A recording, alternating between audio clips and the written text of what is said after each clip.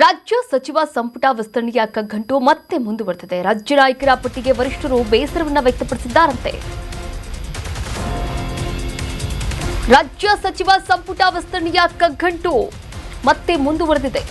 ರಾಜ್ಯ ನಾಯಕರ ಪಟ್ಟಿಗೆ ವರಿಷ್ಠರು ಬೇಸರವನ್ನು ಹೊರಹಾಕಿದ್ದಾರೆ. ಮತ್ತೆ ಸಚಿವ ಸಂಪುಟ ಪಟ್ಟಿ ಹೋಂವರ್ಕ್ ನಡೀತಾ ಇದೆ. ಅನಿವಾರ್ಯತೆಗೆ ಸಿಲುಕಿದ್ರ ಸ್ಟೇಟ್ ಲೀಡರ್ಸ್.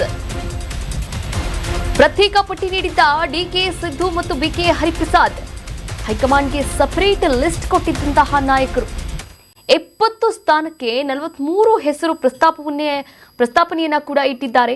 ಲೀಡರ್ಸ್ ಪಟ್ಟಿಯಲ್ಲಿದ್ದ ಕೆಲ ಹೆಸರನ್ನ ನೋಡಿ ಹೈಕಮಾಂಡ್ ಗರಂ ಕೂಡ ಆಗಿದ್ದಾರಂತೆ. ನೋಡಿ, ರಾಜ್ಯ ಸಚಿವ ಸಂಪುಟ ವಿಸ್ತರಣೆಯ ಕಗ್ಗಂಟು ಮತ್ತೆ ಮುಂದುವರಿತಾ ಇರುವಂಥದ್ದು. ಇನ್ನು ಪ್ರತ್ಯೇಕವಾಗಿ ಇಲ್ಲಿ ಸಿಎಂ ಡಿಕೆ ಶಿವಕುಮಾರ್ ಅವರು ಹಾಗೆ ಮಾಜಿ ಸಿಎಂ ಸಿದ್ದರಾಮಯ್ಯ ಅವರು, ಅದರ ಜೊತೆಗೆ ಕೆಪಿಸಿಸಿ ಅಧ್ಯಕ್ಷರಾದಂತಹ ಬಿಕೆ ಹರಿಪ್ರಸಾದ್ ಅವರು, ಈ ಮೂರು ನಾಯಕರಿಂದ ಕೂಡ 3 ಪ್ರತ್ಯೇಕವಾದಂತಹ ಪಟ್ಟಿ ಹೋಗಿತ್ತು ಹೈಕಮಾಂಡ್ ನಾಯಕರಿಗೆ. ಆದರೆ ಸಪರೇಟ್ ಲಿಸ್ಟ್ ಕೊಟ್ಟಿದ್ದಂತಹ ಸಂದರ್ಭದಲ್ಲಿ ಹೊಸ ಮುಖಗಳಿಗೆ ಆದ್ಯತೆಯನ್ನ ನೀಡಲಾಗ್ತಾ ಇದೆ. ಇನ್ನು ಯಾರು ಅರ್ಹರೋ ಪರಿಶೀಲನೆ ಮಾಡಿ ಅಂತ ಸಲಹೆಯನ್ನ ಕೂಡ ಕೊಟ್ಟಿದ್ದಾರಂತೆ ಹೈಕಮಾಂಡ್ ನಾಯಕರು.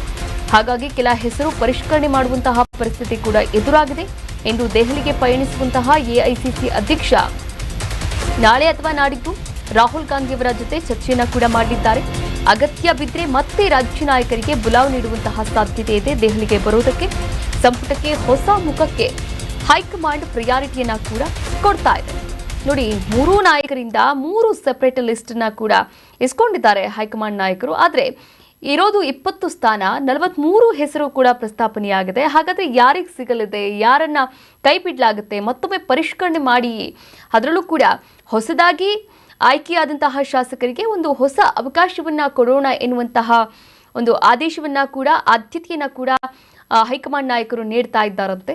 ಹೀಗಾಗಿ ಯಾರ ಹೆಸರನ್ನ ಪರಿಷ್ಕರಣೆ ಮಾಡ್ತಾರೆ ಎನ್ನುವಂತಹ ಒಂದಷ್ಟು ಪರಿಸ್ಥಿತಿಗಳು ಕೂಡ ರಾಜ್ಯ ರಾಜಕೀಯದಲ್ಲಿ ಇದೀಗ ಸಂಚಲನವನ್ನ ಮೂಡಿಸಿರುವಂಥದ್ದು. ನಾಳೆ ಅಥವಾ ನಾಡಿದ್ದು ರಾಹುಲ್ ಗಾಂಧಿಯವರ ಜೊತೆ ಎಐಸಿಸಿ ಅಧ್ಯಕ್ಷ ಮಲ್ಲಿಕಾರ್ಜುನ ಖರ್ಗೆ ಅವರು ಕೂಡ ಪ್ರಸ್ತಾಪ ಮಾಡಲಿದ್ದಾರೆ. ಇದೇ ವಿಚಾರವನ್ನ ಪ್ರಸ್ತಾಪ ಮಾಡಿ ಚರ್ಚೆಯನ್ನ ಮಾಡಿ ಅಗತ್ಯ ಇತ್ತು ಅಂದರೆ ಈಗ ಡಿಕೆ ಆಗಿರಬಹುದು, ಮಾಜಿ ಸಿಎಂ ಸಿದ್ದರಾಮಯ್ಯ ಅವರಾಗಿರ್ಬೋದು ಅಥವಾ ಬಿಕೆ ಹರಿಪ್ರಸಾದ್ ಅವರಾಗಿರ್ಬೋದು, ಇವು 3 ಜನಕ್ಕೂ ಕೂಡ ಮತ್ತೆ ಬುಲಾವ್ ನೀಡುವಂತಹ ಸಾಧ್ಯತೆ ಕೂಡ ಇದೆ ಎನ್ನಲಾಗ್ತಾ ಇದೆ. ಕರ್ನಾಟಕ ನ್ಯೂಸ್ ಬೀಟ್ ಫಾಲೋ ಮಾಡಿ, ಸಬ್ಸ್ಕ್ರೈಬ್ ಮಾಡಿ.